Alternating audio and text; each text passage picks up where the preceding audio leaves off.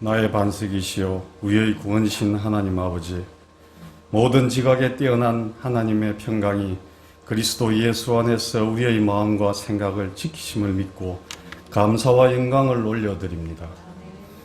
지난 한 주를 돌아보건대 늘 그랬듯이 저희는 세상으로 눈을 돌린 채 주님을 잊어버린 때가 너무도 많았습니다.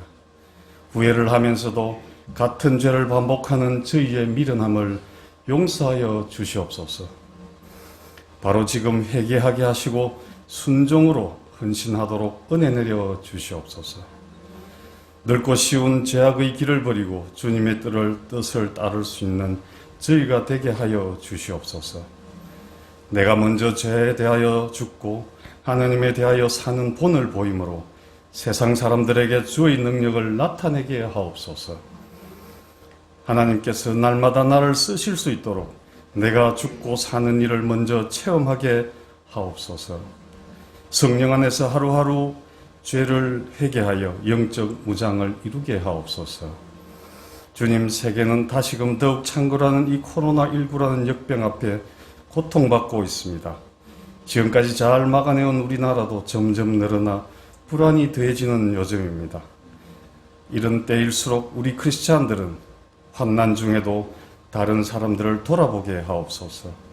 내 자신의 고통 속에서도 다른 사람의 고통을 염려하는 긍휼한 자들이 되게 하여 주시옵소서. 전능하신 하나님 아버지, 이 시간 예배 드리는 모든 성도들에게 함께 하셔서 믿음이 연약한 심령들에게는 강하고 담대한 믿음을, 말씀이 갈급하고 굶주린 심령들에게는 말씀의 충만을 허락하여 주시옵소서.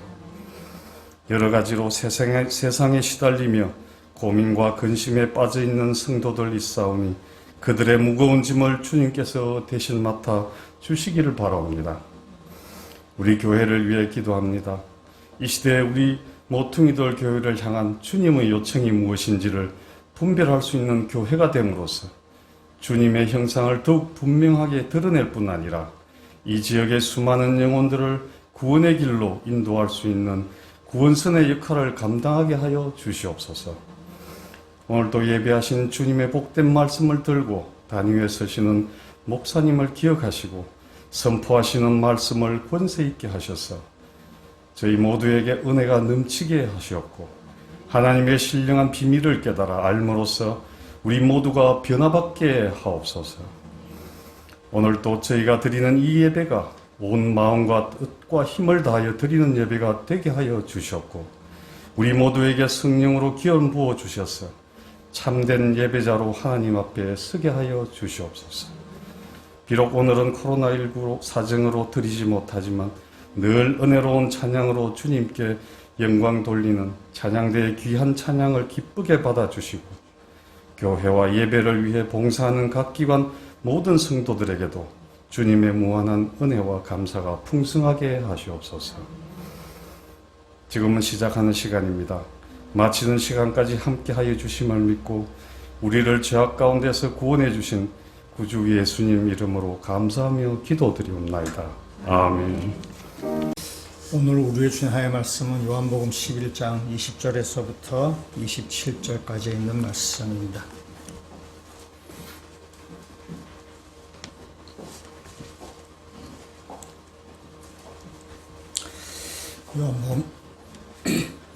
요한복음 11장 20절에서부터 제가 읽고 마지막 27절은 우리 같이 읽도록 하겠습니다.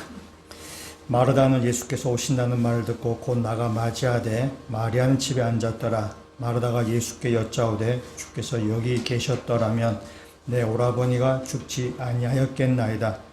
그러나 나는 이제라도 주께서 무엇이든지 하나님께 구하시는 것을 하나님이 주실 줄을 아나이다. 예수께서 이르시되 내 오라비가 다시 살아나리라. 마르다가 이르되 마지막 날 부활 때에는 다시 살아날 줄을 내가 아나이다. 예수께서 이르시되 나는 부활이요 생명이니 나를 믿는 자는 죽어도 살겠고 무릇 살아서 나를 믿는 자는 영원히 죽지 아니하리니 이것을 내가 믿느냐. 이르되 주여 그러하외다. 주는 그리스도시요 세상에 오시는 하나님의 아들이신 줄 내가 믿나이다. 아멘. 오늘 집사님 기도하신 것처럼 찬양대는 이 코로나가 조금 더 심해져서 오늘 찬양대는 안 하게 됩니다. 코로나가 좀 더 많이 좀 상황이 많이 나아지면은 그때 다시 찬양대 찬양을 하리라 합니다. 말씀을 다시 암송하고 설교를 하도록 하겠습니다. 요한복음 11장 25절에서 26절 말씀. 예수께서 이르시되 나는 부활이요 생명이니 나를 믿는 자는 죽어도 살겠고 무릇 살아서 나를 믿는 자는 영원히 죽지 아니하리니 이것을 내가 믿느냐. 요한복음 11장 25절에서 26절 말씀. 아멘. 예. 며칠 전에 뉴스 가운데 그 마라도나라는 축구 선수가 사망한 뉴스가 있었습니다. 세계 여자분들은 뭐 축구를 잘 모르시지만은 이 마라도나는 세계에서 축구를 제일 잘하는 사람 가운데 한 사람입니다. 뭐 펠레, 마라도나 뭐 이렇게 됩니다. 아주 잘한 축구 선수인데 이제 이분이 60세로 이렇게 지난주에 죽었습니다. 그래서 많은 사람들이 그의 죽음을 애도하고 또 아르헨티나 정부는 3일 동안 이렇게 국가 애도 기간을 정했습니다. 뉴스를 보니까 그 애도하는 전문가의 길이가 3km 이렇게 되는데 이 코로나인데도 막 이렇게 다닥다닥 붙어가지고 조문하고 뭐 그렇게 되더라고요. 하여튼 이 죽음이라는 것이 우리 사람을 많이 슬프게 하고요. 죽음은 이별을 통해서 많이 애통하는 것을 우리는 이제 보게 됩니다. 오늘 이 요한복음 11장에 대한 말씀은 나사로가 죽었습니다. 나사로가 죽어서 그의 동생들인 마르다와 마리아가 슬픈 가운데 있습니다. 슬픈 가운데 있는데 예수님께서 우리가 암송했던 25절 26절 말씀처럼 내가 부활을 믿느냐라고 예수님께서 그렇게 말씀하실 때 마르다의 대답이 27절입니다. 이르되 주여 그러하외다. 주는 그리스도시요 세상에 오시는 하나님의 아들이신 줄 내가 믿나이다. 아멘. 27절을 우리가 이번 주 암송 구절로 우리가 정했는데 27절 암송하시고 이왕이면은 25절부터 27절까지 세 구절을 암송하시면 좋겠습니다. 허거덕 목사님 세 절이나 암송하라고요. 네가 세 구절 암송할 줄로 믿느냐? 여러분 믿음대로 될지어다. 예, 충분히 암송하실 수 있습니다. 여기 27절에 있는 말씀을 보시면 이게 마르다의 고백인데요. 이 마르다의 고백을 보시면서 혹시 연상되는 뭐 구절이 혹시 있으신가요? 예, 베드로의 고백과 비슷합니다. 그래서 마태복음 16장 16절 주소가 외우기 쉽죠. 마태복음 16장 16절에 베드로의 고백이 나옵니다. 시몬 베드로가 대답하여 이르되 주는 그리스도시요 살아계신 하나님의 아들이시니이다. 아멘. 예수님이 베드로의 고백을 칭찬하셨습니다. 천국의 열쇠를 주고 교회를 맡기겠다라고 이렇게 선언합니다. 그래서 이 베드로의 이 고백은 교회 역사에 있어서 제일 처음에 나오는 신앙 고백이라고 얘기할 수 있습니다. 그 뒤에 사도신경, 우리가 잘 아는 웨스트민스터, 하이델베르크 그 뒤에 여러 가지 신앙 고백이 나오는데 제일 처음에 신앙 고백이 베드로의 신앙 고백입니다. 그러니까 굉장히 중요한 고백이라는 뜻입니다. 그리고 마태복음 16장에 나옵니다. 마태복음 구조상에 있어서도 중앙에 위치해서 아주 중요한 고백입니다. 그리고 이 베드로의 고백은 공관복음서에 다 나옵니다. 마태, 마가, 누가복음에 다 나옵니다. 근데 요한복음에는 베드로의 고백이 나오지 않습니다. 베드로의 고백 대신에 이 마르다의 고백이 지금 나오는 것입니다. 내용이 유사한 거죠. 그래서 이 마르다의 고백이 요한복음에 나옵니다. 요한이 요한복음 기록한 목적을 한번 다시 한번 보시면요. 20장 31절에 이렇게 기록하고 있습니다. 오직 이것을 기록하면 너희로 예수께서 하나님의 아들 그리스도시를 믿게 하려 하며 또 너희로 믿고 그 이름을 힘입어 생명을 얻게 하려 함이니라. 아멘. 그러니까 요한이 요한복음을 기록한 목적이 뭐냐? 하나님의 아들이신 그리스도를 믿게 하기 위함이다. 또 그 안에 생명이 있음을 알게 하기 위함이다. 그러니까 이 요한이 요한복음을 기록한 목적에 이 마르다의 고백은 아주 잘 부합하는 것입니다. 그리고 요한복음 가운데서 요한복음 전체 크게 두 부분으로 나눠지게 됩니다. 12장까지 한 부분, 13장이기도 하고. 그래서 이 12장까지가 한 부분인데 거기에 그 나오는 이 마지막 부분에 나오는 이 마르다의 고백입니다. 그래서 공간복음서에서는 베드로를 통해서 예수님에 대한 고백을 하는데 이 요한복음에 와서는 이 마르다를 통해서 예수님에 대한 고백을 합니다. 당시의 여인들의 말은 증언으로 효력이 없었습니다. 그러니까 여자들이 아무리 말해도 그것이 법정에서나 그것이 뭐 전혀 이렇게 채택이 되지가 않습니다. 그런데 이 요한은 예수님에 대한 고백을 이 마르다라는 여인을 통해서 예수님에 대한 고백을 지금 하고 있습니다. 그리고 28절에 있는 말씀이 이렇게 얘기합니다. 이 말을 하고 돌아가서 가만히 그 자매 마리아를 불러 말하되 선생님이 오셔서 너를 부르신다 하니. 그러니까 마르다가 다시 예수를 만난 다음에 다시 집에 돌아가서 제 마리아를 다시 예수님께로 이렇게 인도하는 것입니다.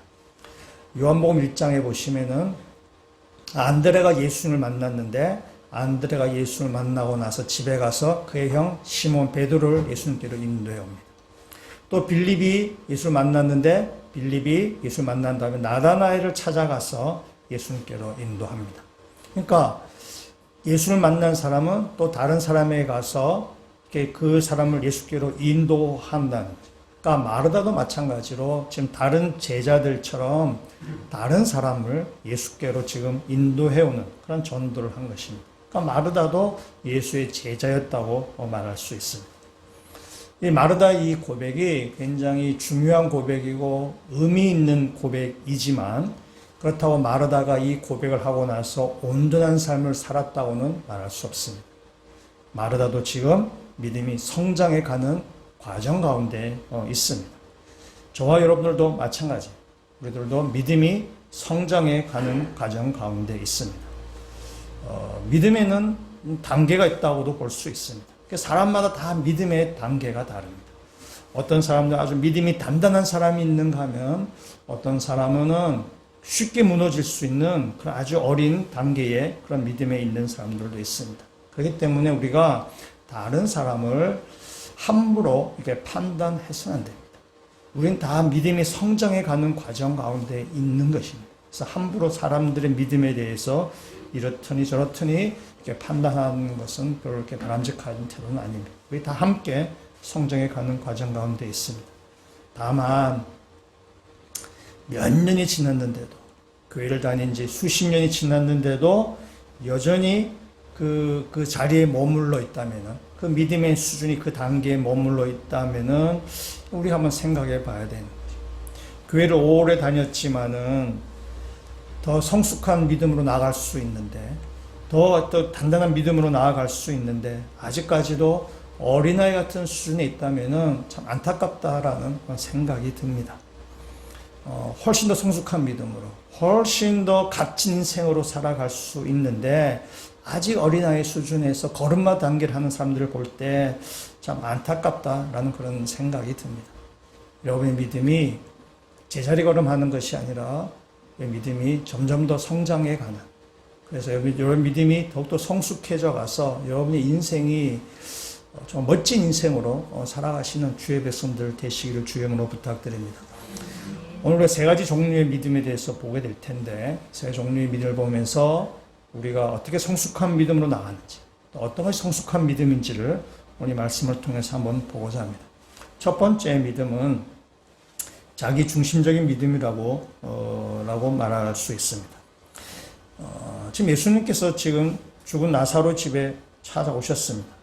마르다는 예수님께서 오신다는 이야기를 듣고 예수님을 맞이하러 나갔습니다. 그리고 나서 마르다가 예수님을 만나고 나서 하는 말이 21절에 있는 말씀입니다. 마르다가 예수께 여짜오되 주께서 여기 계셨더라면 내 오라비가 죽지 아니하였겠나이다. 좀 원망 섞인 그런 마음이죠. 예수님께서 조금 더 일찍 오셨더라면 우리 오빠 나사로가 죽지 않았을 것이라는 그런 섭섭함도 이 말에는 좀 이렇게 담겨져 있습니다. 근데 나중에 마리아도 예수님께 그 같은 말을 하게 됩니다. 32절에 있는 말씀을 보시면은 이렇게 얘기하고 있습니다. 마리아가 예수 계신 곳에 가서 배웠고 그 발 앞에 엎드려 이르되 주께서 여기 계셨더라면 내 오라비가 죽지 아니하였겠나이다 하더라. 그러니까 이 마리아의 말과 마르다의 말이 지금 같은 말을 하고 있습니다. 아마 이 마르다와 마리아가 이 나사로가 병들고 그래서 이렇게 죽고 장례를 준비하면서 뭐 둘 사이에 여러 이런저런 얘기를 많이 했겠죠. 이런저런 얘기를 많이 하다가 같은 마음을 가지게 된 것이죠. 예수님이 미리 왔었다면, 좀 빨리 왔었다면은 우리 오빠가 나사로가 죽지 않았을 텐데, 그러면서 이제 둘이 이제 아마 그 얘기가 서로 이렇게 같은 마음인 것 같습니다. 여러분, 이 말은 좀 원망 섞인 말이긴 하지만 믿음에서 나온 말입니다. 예수님이 계셨다면 오빠가 죽지 않았을 것이라는 그 믿음. 굉장히 귀한 믿음입니다. 당시에 예수님을 믿지 않았던 사람들도 있고 예수님을 죽이려고 한 유대인들도 있었는데 이 마리아와 마르다는 예수님께서 병을 고칠 수 있다라는 믿음을 가진 거예요. 사실 굉장히 귀한 믿음입니다. 그런데 이 믿음은 사실은 자기 중심적인 믿음입니다. 자기 중심적으로 지금 상황을 판단하는 것이죠. 예수님이 일찍 여기 계셨다면 우리 오빠가 죽지 않았을 텐데, 우리 오빠의 병이 나았을 텐데, 그러니까 자기의 어떤 주관, 자기의 어떤 중심적으로 저는 생각하는 것입니다. 예수님은 병은 고칠 수 있지만 죽은 사람은 살릴 수 없다라는 것을 이미 스스로 결정해 놓은 것입니다. 그래서 예수님이 빨리 오셨다면 우리 나사로가 죽지 않았을 텐데 라는 것이죠. 그러니까 산 사람은 주님께서 고칠 수 있지만 죽은 사람은 어쩔 수 없다라고 생각하기 때문에 예수님께 완전히 맡기지 못하는 것입니다. 예수님도 하실 수 없다라는 것을 스스로 지금 정해놓고 있는 것입니다.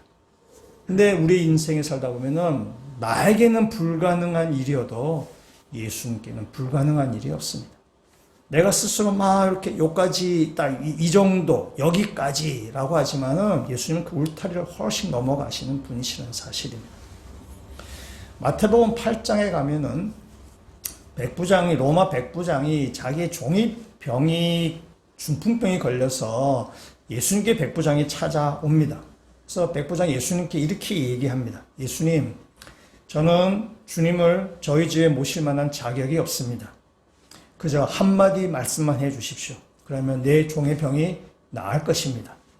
나도 상관을 모시고 있고 나도 내 밑에 사람들이 있습니다. 이 사람이 너로 오라 그러면 오고 저 사람 보고 가라 하면 갑니다. 주님, 저희 집에 안 오셔도 됩니다. 그러나 내 종의 병을 고치게 해 주십시오. 라고 백부장 예수님 앞에 그렇게 말했습니다. 그때 예수님께서 이 백부장을 보고 사람들에게 하시는 말씀이 이렇습니다. 내가 진실로 이르노니 이스라엘 중에 아무에게서도 이러한 믿음을 본 적이 없다라고 말씀합니다. 그러니까 웬만한 유대인보다 이 백부장의 믿음이 훨씬 좋다는 것입니다. 백부장의 믿음은 그런 거죠. 그래서 주님께서 우리 집에 찾아오지 않더라도 내 종을 만져주지 않더라도 주님은 얼마든지 내 종의 병을 낫게 하실 수 있습니다라는 그런 믿음입니다. 때문에 주님 한마디만 해주십시오라는 것이 이 백부장이 예수님께 보인 믿음입니다. 또 예수는 그 백부장의 믿음을 칭찬하셨습니다. 오늘 마르다와 한번 비교해 보면은 믿음에 좀 차이가 있는 것이죠. 마르다는 자기 중심적인 믿음입니다. 주님께서 오셔서 고치셔야 된다. 주님께서 살아있을 때는 사람을 병을 고칠 수 있지만 죽은 사람 어떻게 할 수 없다라는 자기가 이미 딱 이렇게 범위를 딱 정해놓은 것입니다. 그러나 백부장의 믿음은 예수님 중심적인 믿음입니다. 주님께서 해주십시오. 주님께서 우리 집에 오셔도 되고 안 오셔도 됩니다. 주님께서 한만 말씀만 해주시면 됩니다라는 거죠. 그럼 자기 중심적인 믿음이라는 것은 자기 스스로 한계를 딱 정해놓습니다. 내가 생각해서 된다, 안 된다를 딱 이렇게 미리 정해놓은 것입니다. 우리가 신앙생활 하면서 선을 긋는 경우들이 있습니다. 여기까지. 더 가면은 광신도가 돼. 여기까지 나는 믿음 생활 할 거야. 그래서 스스로 정한 테두리 안에서만 믿음 생활을 하려고 하죠. 그래서 믿음이라는 것이 믿음의 대상이고 믿음의 주체이신 예수님께 온전히 맡기는 것이 아니라 믿음의 주체가 자신이 되어버렸어요. 그래서 나는 여기까지. 난 더 이상은 안 해. 난 여기까지 할 거야. 라고 스스로 정하는 거죠. 우리의 믿음이 자기중심적인 믿음이 될 수 있는데 이 자기 울타리를 벗어나야만 우리의 믿음이 성숙된 믿음으로 나아갈 수 있게 되는 것입니다. 내한테는 이것이 불가능한 일이지만 그러나 예수님께는 불가능한 일이 없습니다. 그 주님을 믿고 여러분의 울타리를 벗어나서 한 걸음 더 믿음의 길로 나가시는 그런 믿음의 성도가 되셨으면 좋겠습니다. 우리 마르다가 다시 예수님께 이렇게 이야기할 때 22절에 있는 말씀을 마르다가 이렇게 이야기합니다. 22절. 그러나 나는 이제라도 주께서 무엇이든지 하나님께 구하시는 것을 하나님이 주실 줄을 아나이다. 이게 무슨 말이냐면 예수님 뭐 이렇게 우리 나사로가 좀 더 일찍 오셨으면 나사로가 죽지 않았을 텐데요. 그러면서 주님께서 무엇인지 하나님께 구하면 하나님께서 들어주실 줄을 제가 압니다. 라는 거죠. 이 말은 얼핏 들으면 굉장히 좋은 믿음인 것처럼 보이지만 허점이 참 많이 있습니다. 예수님께 구하지 않습니다. 예수님께서 하나님께 구하는 것을 하나님께서 들어주실 줄로 제가 압니다. 라는 거죠. 대학생 자녀가 아버지에게 대학교 등록금을 낼 때가 왔습니다. 그래서 아버지, 이번에 대학 등록금을 내야 되는데 그래서 사장님께 좀 부탁해서 등록금을 좀 마련해 주시면 좋겠습니다. 라고 아들이 아버지에게 그렇게 말했다고 치십시다. 아들은 아버지를 생각해서 하는 얘기죠. 우리 아버지는 내 등록금을 이렇게 마련할 능력이 없는 것을 알기 때문에 아버지를 아주 위해서 하는 말입니다. 그러나 아버지 입장은 달라요. 아버지 입장에서는 굉장히 괘씸한 거예요. 아버지가 내가 책임질 수 있는데, 내가 구해줄 수 있는데, 내가 무슨 수를 써더라도 아들의 등록금 내가 마련할 수 있는데, 이 아들이 아버지를 믿지 못한다. 아버지 입장에서는 굉장히 괘씸하다는 거죠. 아들은 아버지의 능력을 스스로 제한해 버린 것입니다. 자기 중심적으로 그렇게 태도를 보이는 거죠. 내 생각대로, 내가 판단하고, 내가 결정한 그 울타리 안에 있는 거죠. 이것은 아버지를 굉장히 화나게 하는 일입니다. 아버지를 믿지 못하는 것이기 때문에 아버지 입장에서 굉장히 괘씸한 것이죠. 우리의 믿음이 자기중심적인 믿음, 내가 스스로 어떤 정한 울타리 안에서만 하려고 하는 것은 사실 하나님을 믿지 못한다는 거죠. 그래서 자기중심적인 믿음에서 벗어나셔서 예수 중심적인 믿음으로 성숙되어가는 주의 백성들 되시기를 주님으로 축원합니다. 두 번째 믿음은 지식에 머무는 믿음인데요. 예수님께서 그 마르다의 이야기를 듣고 그 마르다가 좀 부족한 믿음을 가진 것을 보고 말씀하십니다. 23절에 예수께서 이르시되 내 오라비가 다시 살아나리라 말씀하셨습니다. 마르다가 그 말을 듣고 다시 마르다가 이야기합니다. 24절입니다. 마르다가 이르되 마지막 날 부활 때에는 다시 살아날 줄을 내가 아나이다. 마르다는 마지막 날에 부활이 있을 것을 알았습니다. 이것도 귀한 믿음입니다. 예수님 당시에 사두개파 사람들은 부활을 믿지 않았습니다. 그러나 이 마르다는 부활을 믿습니다. 마지막 날 나사로가 살아날 것을 믿습니다. 귀한 믿음. 그러나 이 마르다가 보인 이 믿음은 지식에 머무는 믿음입니다. 머리로는 부활을 믿습니다. 마지막 날 부활할 것을 믿습니다. 그러나 그 부활이 지금 나하고는 아무런 상관이 없는 것입니다. 내 삶 속에서는 부활의 삶을 지금 경험하지 못하는 것입니다.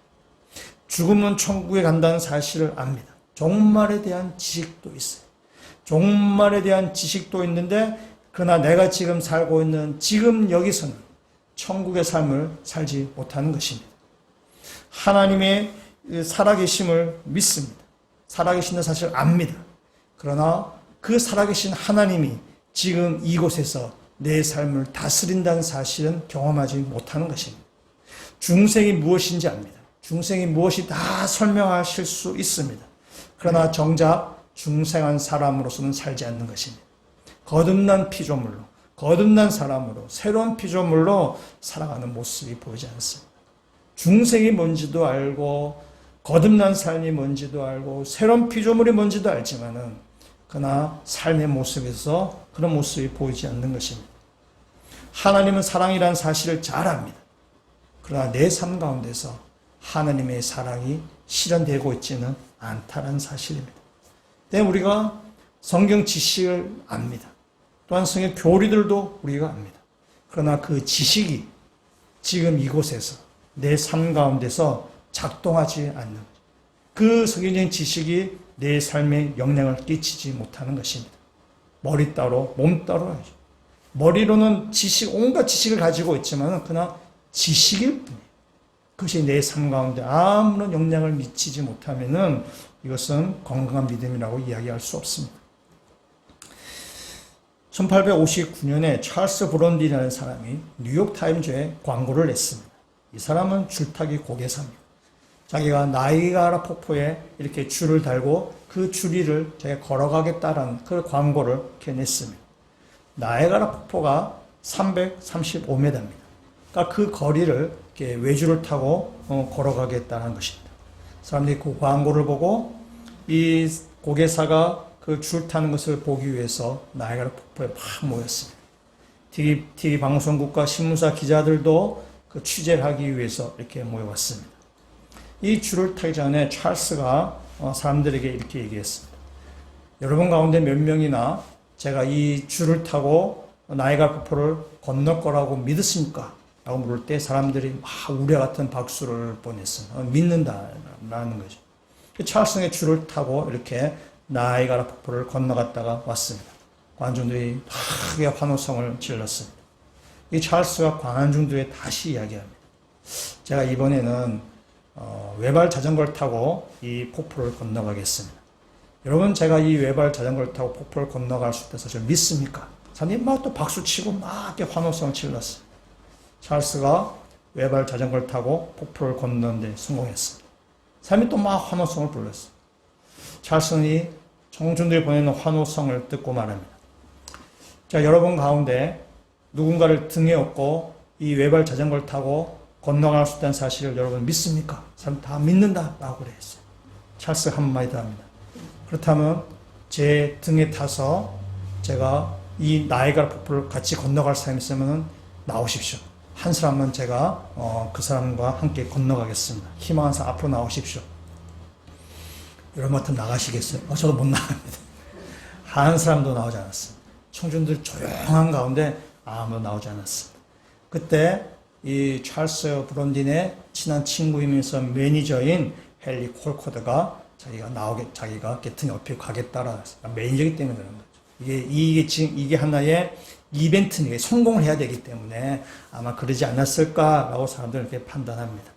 그래서 이 찰스가 그 헨리를 등에 업고 외발 자전거를 타고 이 폭포를 무사히 건너갔다 왔습니다. 이 헨리는 나이아가라 폭포를 사람 등에 업혀간 최초의 인물이 되었습니다. 여러분, 이 이야기는 믿음이 무언가를 우리에게 잘 보여주는 어떤 하나의 사건입니다. 우리가 믿는다고 하지만 그러나 그것이 나의 문제로 들어올 때는 우리가 얘기가 달라지게 되는 거죠. 지식을 우리가 가지고 있지만은 그러나 그 지식이 내 삶 가운데 영향을 미치지 못한다는 거예요. 그것은 건강한 믿음이 아니라는 것입니다. 그것은 죽은 믿음이라고 이야기할 수 있습니다. 사도 바울이 그 영적인 아들의 디모데에게 마지막 그 편지 보내면서 이렇게 적은 내용이 있습니다. 디모데전서 3장 5절에 있는 말씀 우리 한번 같이 한번 읽어보도록 하겠습니다. 경건의 모양은 있으나 잘못 적었나요 제가? 경건의 모양은 있으나 경건의 능력은 부인하니 이 같은 자들에서 내가 돌아서라라는 것이죠. 바울이 디모데에게 주는 권면이 있습니다. 마지막 때 이런 일이 있을 것이다 라면서 그 중에 하나가 이것입니다. 경건의 모양은 있으나 경건의 능력은 부인하는 자들이 많다. 너 그 사람들 조심해라 라는 것입니다. 사도 바울이 영적인 아들 디모데에게 당부하는 그런 말씀입니다. 이 말을 한다. 우리 거로 한번 생각해 보는 거죠. 경건의 모양은 있으나 경건의 능력은 부인하는 사람. 지식의 모양은 있지만 그 지식이 내 삶 가운데 능력을 나타내지 못할 때 그것은 죽은 믿음이라고 성경은 이야기하고 있습니다. 우리가 믿음이라는 것은 지식적인 것이 아니라 그 믿음이 내 삶 가운데서 나타나야만 그 참된 믿음입니다. 그래서 그럴 때 우리 믿음의 능력이 우리 삶 가운데서 나타나게 됩니다. 하나님에 대해서 알지만 하나님이 내 삶에 영향을 미쳐야 된다는 것입니다. 영어로 얘기하면은 제임스 패커 목사님의 아주 유명한 저서가 있습니다. 하나님에 대한 하나님 아는 지식이란 책인데 이렇습니다. 영어로 얘기하면 있습니다. About the God. 하나님에 대해서는 알지만 각 하나님 자체에 대해서는 모른다라는 것이죠. 우리가 기도할 때도 마찬가지예요. About the prayer. 기도에 대해서는 뭐라 우리가 말할 수 있지만 그러나 정작 기도하지 않는다는 거죠. 기도의 능력을 경험하지 못하는 것은.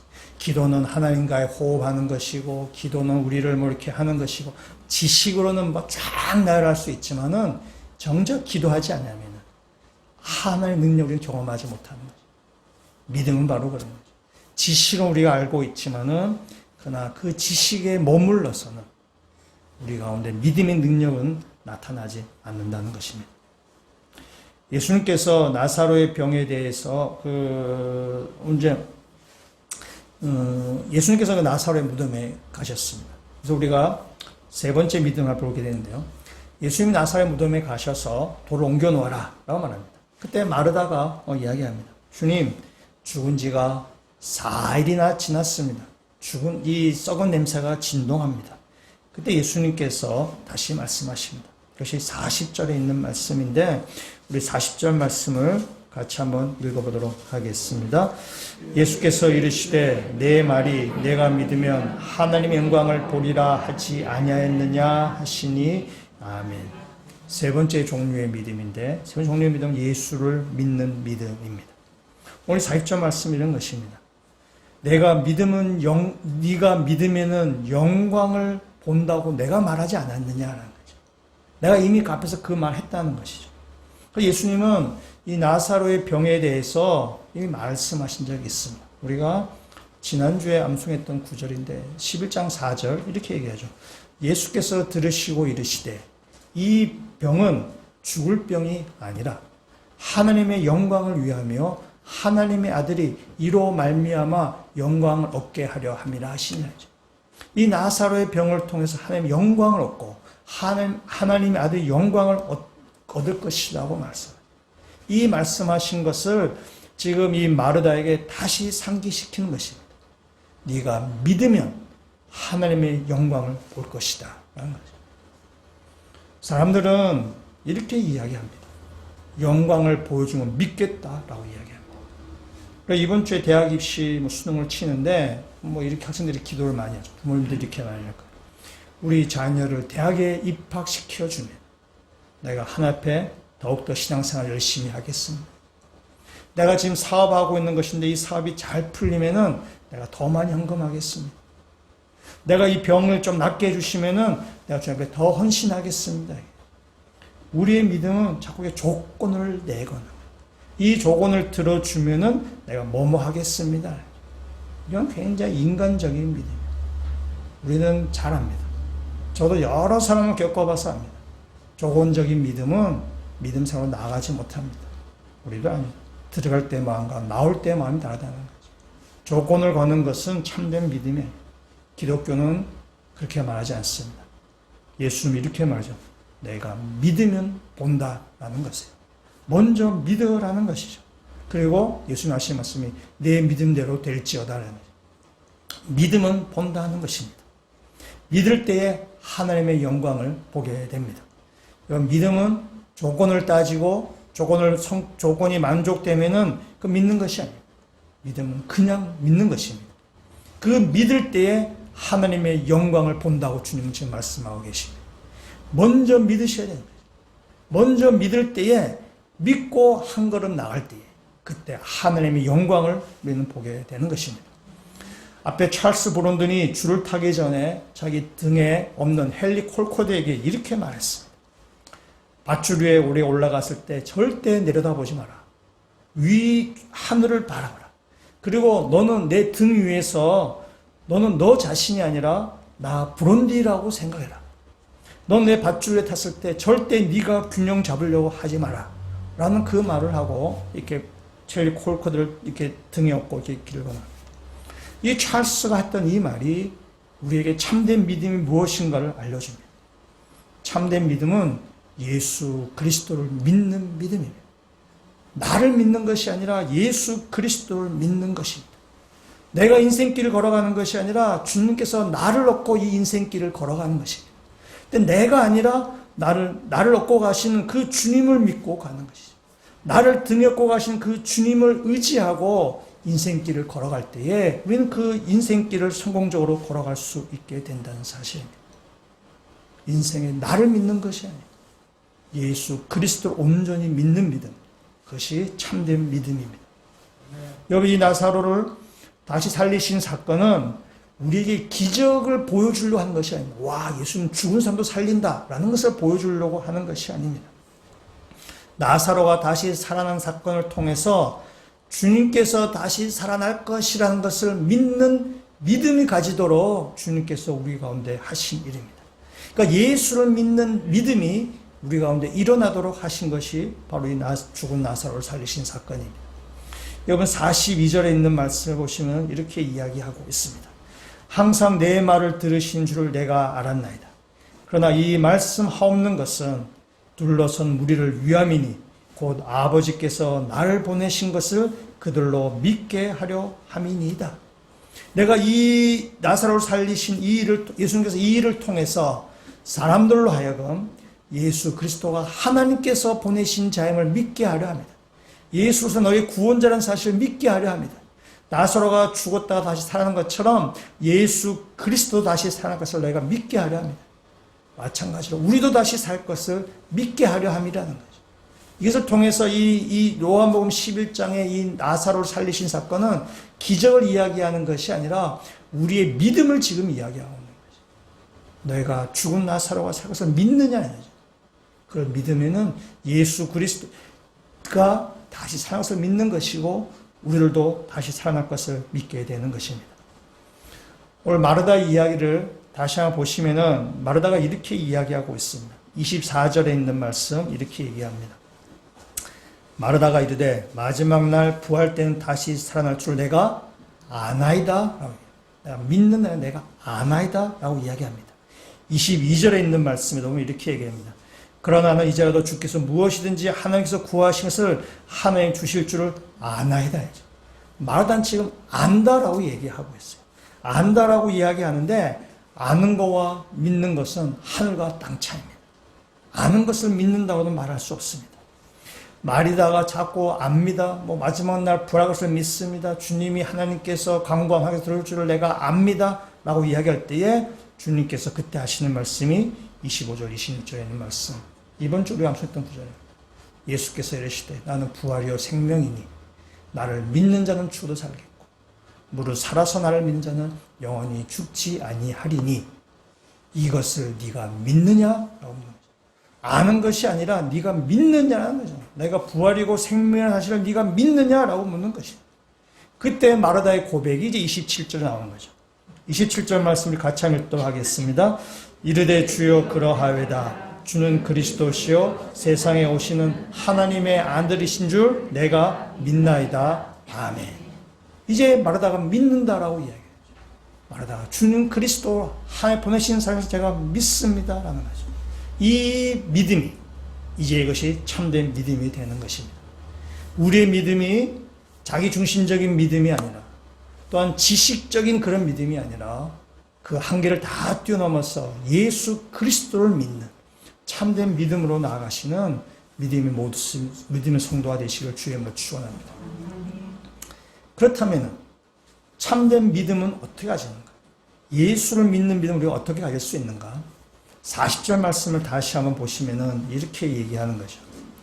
믿으면 영광을 볼 것이라고 내가 말하지 않았느냐? 예수님이 이미 말씀하신 거예요. 내가 믿으면 영광을 볼 것이다 라고 이미 예수님이 말씀하시고 왜 그 말을 믿지 못하느냐 라고 지금 주님께서 이렇게 말씀하십니다. 때문에 예수 그리스도를 믿는 믿음이 참된 믿음이라고 하고 그 참된 믿음을 가지려면 어떻게 해야 되냐? 예수 그리스도가 하신 말씀을 믿어야 되는 거죠. 예수 그리스도가 하신 말씀이 어디에 있느냐? 성경에 이미 다 기록되어 있는 거죠.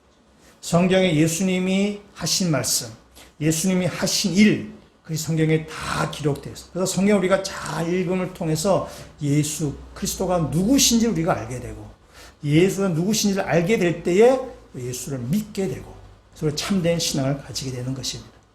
성경은 우리에게 예수를 무턱대고 믿으라고 말하지 않습니다. 무턱대고 믿는 것은 그건 맹신이에요. 무턱대고 믿는 것은 참된 믿음이 될 수 없는 것입니다. 우리의 성경을 통해서 예수가 누구인지, 어떤 일을 하셨는지, 어떤 말씀을 하셨는지 우리에게 보여주고 우리에게 믿어라 라고 말씀하죠. 그러니까 믿을 만한 근거를 우리에게 보여주고 나서 우리에게 믿어라 라고 말씀하는 것입니다. 우리가 참된 믿음을 가지려면 여러분이 성경을 보셔야 되는 거죠. 성경을 보지 않고 참된 믿음을 가질 수는 없는 것입니다. 그건 맹신이에요. 그건 거짓된 믿음으로 나갈 수 있는 거예요. 성경을 보지 않고 예수님 누구신지를 알지 못하는 믿음에는 자기 중심적입니다. 또한 자기 지식에 갇혀져 있는 믿음이 될 수밖에 없는 거예요. 그 믿음을 뛰어넘으려면 여러분이 성경을 보셔서 예수님 누구신지를 알고 그것을 여러분이 경험하셔야 되는 것입니다. 예수님께서 이 요한복음 11장에서 죽은 나사로를 살리셨어요. 여러분 이 죽은 나사로를 살리신 사람을 여러분 믿습니까? 이것을 여러분 믿으셔야 되는 거죠. 주님께서 이렇게 말씀하셨단 말이에요. 요한복음이 7개의 표적이 쫙 기록되어 있는데 이 7개의 표적 가운데 나사로를 살리신 표적의 결론으로 삼는 것입니다. 표적의 절정, 클라이막스로 지금 삼는 것입니다. 나사로를 살리신 그 주님께서 오늘도 저와 여러분을 살리실 것을 저희들이 믿습니다. 라는 고백이 나와야 되는 거죠. 마지막 날 주님께서 우리를 살리시고 우리가 다 부활하시겠지만 그러나 지금 이 땅, 이곳에서도 내 삶 가운데 우리를 생명으로 인도하시고 우리를 부활의 삶으로 인도하신 그 예수 우리가 믿고 사는 것입니다. 우리 인생에 죽음과 같은 그런 절망적인 상황을 만날 때가 있어요. 더 이상 어떻게 할 수 없는 그런 죽음과 같은 처지에 있는 경우들도 있습니다. 그러나 그때 죽음을 이기신 예수 그리스도를 믿고 나갈 때 죽음 같은 상황에서도 우리를 다시 살리실 줄을 우리들은 믿는 것입니다. 그 때문에 우리 가운데는 믿음의 제한이 없는 거죠. 예수 그리스도는 불가능이 없기 때문에 그렇습니다. 우리가 죽음 같은 상황, 아무것도 할 수 없는 그런 처절한 상황 가운데도 예수 그리스도를 믿고 나갈 때에 주님께서 우리를 생명으로 우리를 부활로 인도해 가실 것입니다. 요즘 뉴스 가운데 하나가 김해공항에 이것이 문제가 많아서 폐쇄하느니 어떠느니 그런 얘기가 지금 뉴스에 많이 나오고 있습니다. 김해공항에 문제가 됐던 것이 2002년에 그 비행기 사고가 있었습니다. 중국 민항기가 167명의 그 탑승객을 태우고 오다가 그 중에 129명이 죽은 사건을 우리가 다 기억하고 있습니다. 그날 비가 내리고 또 안개도 이렇게 자욱하게 끼어서 조종사가 시야로의 활주로를 확인하기 어려웠다고 합니다. 그러다가 그 산에 거기에 산에 거기에 부딪히게 된 거죠. 비행기 조종사들이 하늘 높이 올라가면은 하늘과 땅을 이렇게 구분할 수가 없답니다. 하늘 높이 올라가면. 민간 항공기는 이렇게 높이 올라가지만 더 높이 올라가면 공군 비행기. 공군 비행기 전투기 조종사들이 하늘 높이 올라가면은 이게 위가 하늘이고 아래가 땅인지 어디가 어딘지를 이렇게 잘 분간하지 못해요. 왜냐하면 공군 비행기 이리 막 하니까 몇 번 일 하다 보면 어디가 하늘 어디 땅인지 모른다. 자기 생각에 하늘인 줄 알고 계속 날아가다 보면 땅에 처박히는 경우가 생긴다는 것이. 때문에 하늘을 그 비행기사들이 날 때에 어디가 하늘이 어디가 땅인지를 자기 감각이나 자기 느낌을 믿으면 안 되고 계기판을 믿어야 된다는 거예요. 계기판을 믿고 비행을 해야만 안전하다는 거죠. 우리가 이런 경우들이 있죠. 계기판이 이게 뭐라 하는데 우리 느낌으로는 아닌 것 같아요. 이 계기판이 믿지 못하겠어. 내 생각에 내 느낌 여기가 맞는 것 같아. 그러다가 이 조종사의 자기 느낌과 자기 믿음을 갖고 계속 비행하다가는 이렇게 사고가 날 수 있게 된다는 것이죠. 내 생각과 다르더라도 내 느낌과 다르더라도 계기판을 믿어야만 그 비행기가 안전하게 운행이 되는 것입니다. 때문에 조종사는 계기판을 믿는 훈련, 계기판을 보는 훈련을 땅에서 계속 한다는 것입니다. 그래서 공중에 하늘로 올라갔을 때도 자기 감각을 믿는 것이 아니라 바로 계기판을 믿는다는 것입니다. 우리의 신앙도 마찬가지. 나의 감각, 나의 지식, 나의 느낌을 믿는 것이 아니라 우리 인생의 계기판 대신 예수 그리스도를 믿는 것입니다. 우리 인생의 계기판 대신 이 성경을 우리가 믿는 것입니다. 이 성경을 믿고 예수 그리스도를 믿고 나갈 때에 주님께서 우리의 인생을 성공적으로 이끌어 가실 것이고 우리의 인생이 능력 있는 삶을 살게 될 것입니다. 여러분 이 말씀을 통해서 예수 그리스도에서 많이 들으시고 예수 그리스도를 많이 읽으셔서 예수님 누구신가를 분명히 알고 그 예수 그리스도를 믿는 참된 믿음으로 나가셔서 여러분의 인생이 능력 있는 삶을 살아가시는 주의 백성들 되시기를 주의 이름으로 축원합니다.